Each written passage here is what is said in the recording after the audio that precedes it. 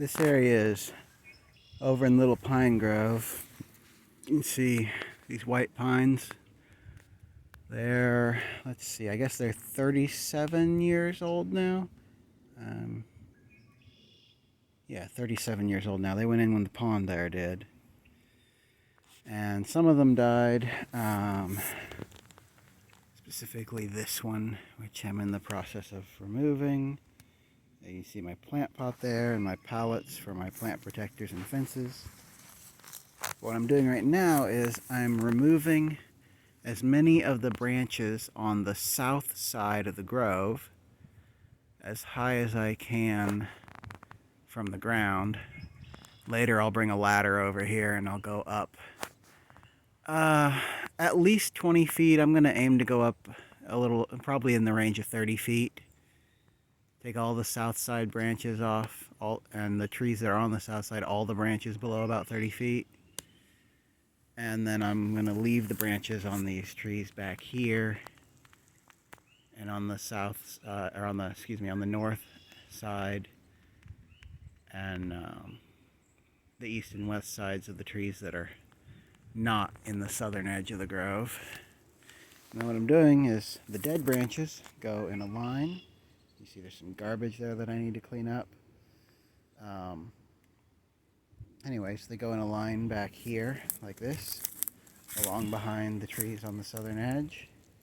And there'll be another line back kind of that where that board is right there, more or less. It'll go across that area. So there'll be another line there. And then all the branches with the needles, I cut all the little branches off and pile them. And this is the first planting. What I'm doing is I'm putting in Lowbush blueberries. You see this one's blooming. It came out of that pot right there. And these are all salvage plants from my work that they were kind enough to send home with me. Oh, a duck just landed on my pond. A couple ducks. Let's see if we can find out. Anyway, also, so each of these spots where I'm piling the little branches with the needles, that's where I'm going to put the next blueberry plant when I put in the rest of the plants. But I'll only be putting that one in, and then over there I'll put some in until I finish dropping that dead tree, because I don't want to drop it. I don't want to damage them.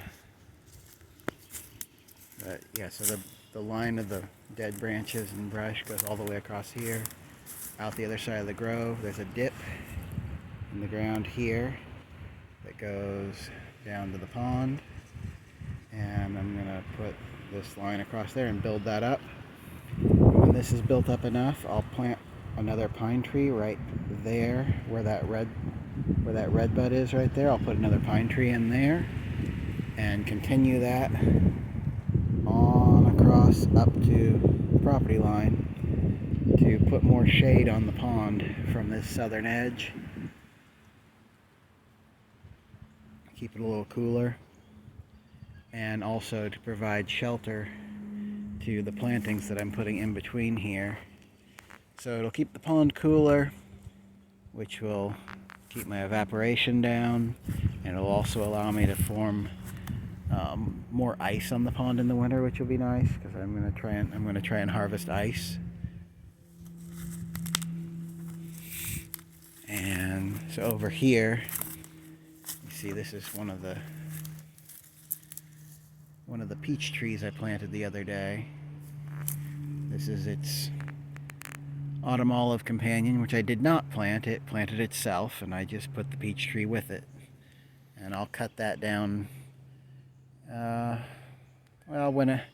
I'll either cut it down when the fruit starts to ripen, and harvest all the fruit to make jelly, or I'll cut it down when I need fodder for the animals, whichever comes first. And it'll grow back. You know, that's what this is. This is all stuff. I've cut it before. And then this is a quite tall persimmon tree.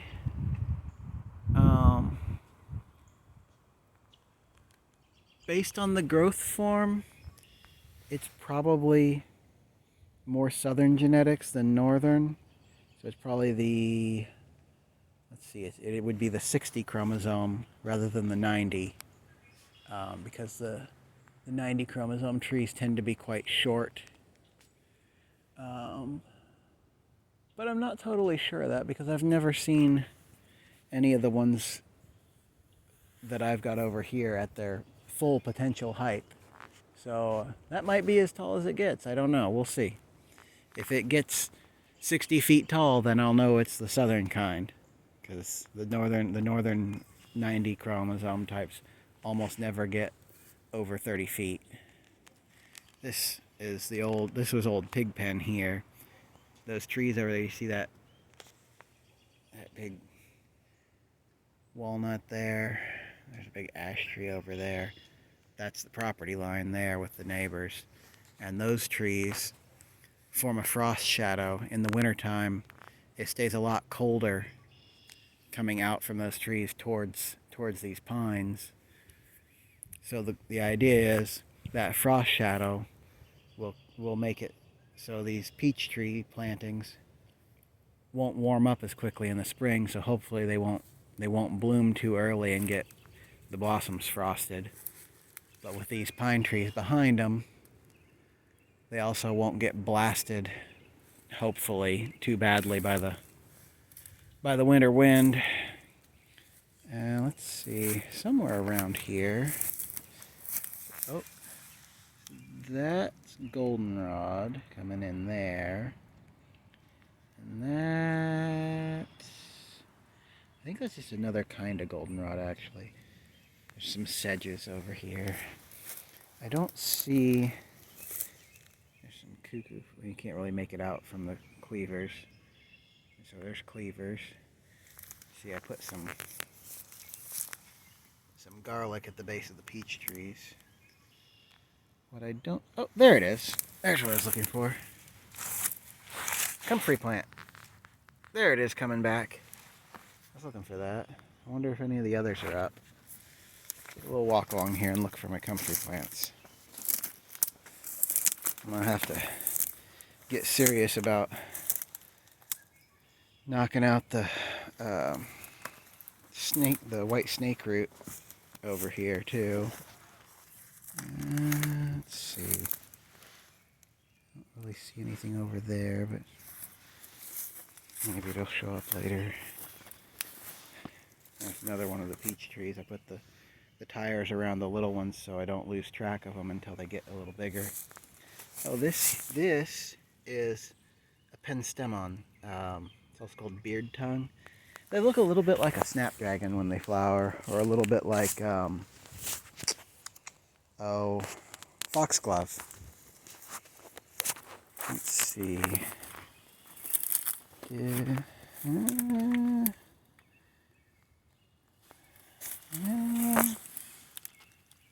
It's not looking good for the comfrey that was over here. That's for sure. It's not looking good.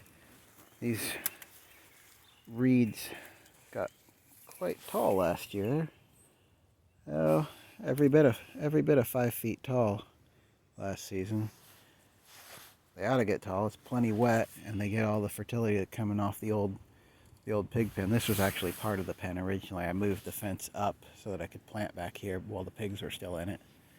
This whole area over here is getting planted. Also,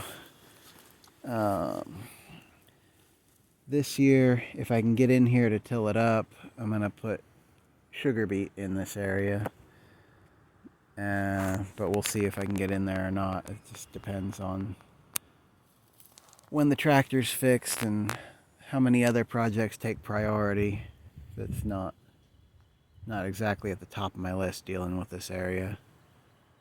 It's fine on its own for now. I can just keep poking away at it.